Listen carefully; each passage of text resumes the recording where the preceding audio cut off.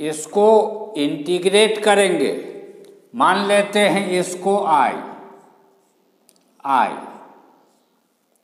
This implies I is equal to हो जाएगा integration cos 2x, इस फॉर्मूला का यूज करके लिखेंगे तो 2 cos स्क्वायर x -1 माइनस, यहाँ भी यही फार्मूला अप्लाई करेंगे तो हो जाएगा 2 cos square alpha -1 by cos x minus cos alpha, cos x minus cos alpha dx।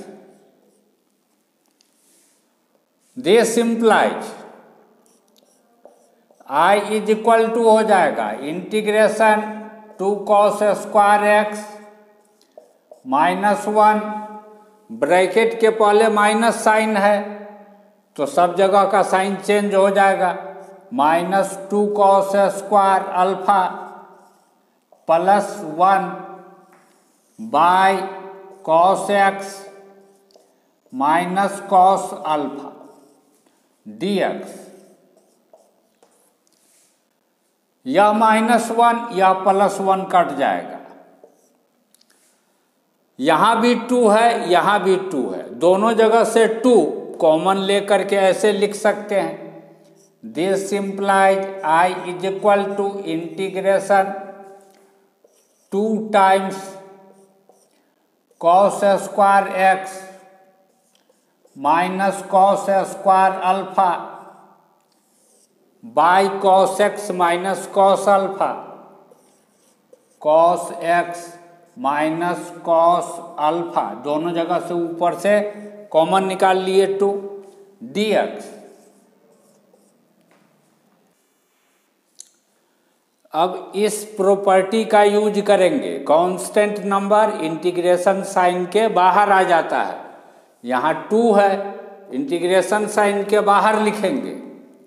This implies I is equal to 2 times integration cos square x minus cos square alpha by cos x minus cos alpha dx। This implies I is equal to 2 times integration, यहाँ पर यह formula apply करेंगे और apply करके लिखेंगे cos x minus cos alpha cos x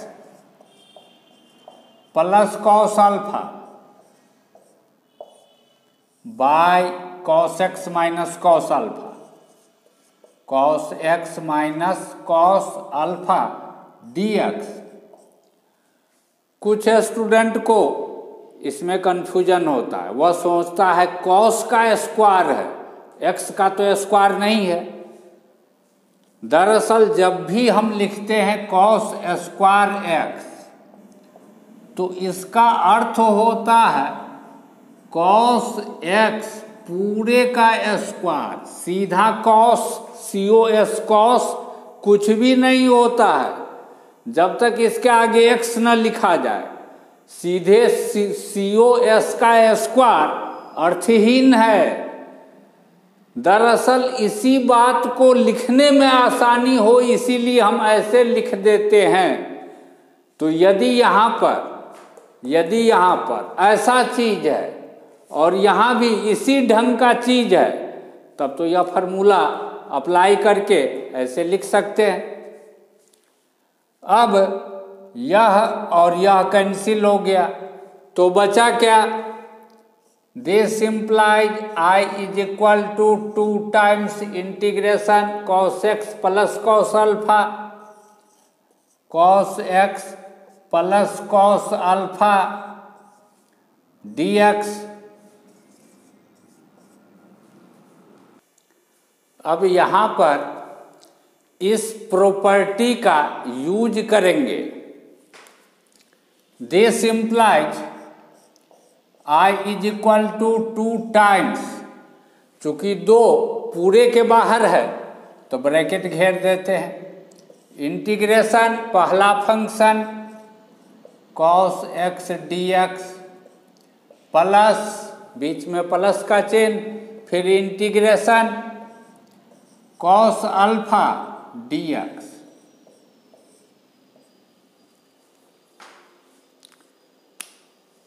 यह cos alpha constant है। कैसे समझेंगे कांस्टेंट है? अभी जो हम इंटीग्रेशन निकाल रहे हैं यह किसके रेस्पेक्ट में कर रहे हैं? x के रेस्पेक्ट में। कैसे x के रेस्पेक्ट में? क्योंकि dx लिखा हुआ है, dx। तो जब dx लिखा रहे यानी x के रेस्पेक्ट में हम इंटीग्रेट करें तो इसका अर्थ है कि x वेरिएबल और x को छोड़ करके दूसरा कुछ भी रहेगा उसको हम कांस्टेंट समझेंगे। तो अल्फा कांस्टेंट, यदि अल्फा कांस्टेंट तो cos अल्फा भी कांस्टेंट हो गया। अब कुछ स्टूडेंट को लग रहा होगा कि अल्फा कांस्टेंट तो cos अल्फा कैसे कांस्टेंट हो गया? साइन x में x के जगह पर 30 डिग्री रख दे तो साइन 30 डिग्री का वैल्यू क्या हो जाता है? 1/2, कोई कांस्टेंट नंबर।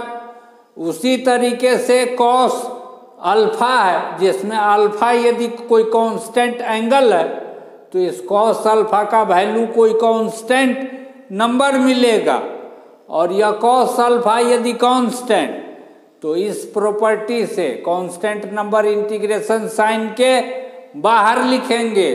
तो लिखते हैं this implies I is equal to 2 times integration cos x dx plus cos alpha integration dx।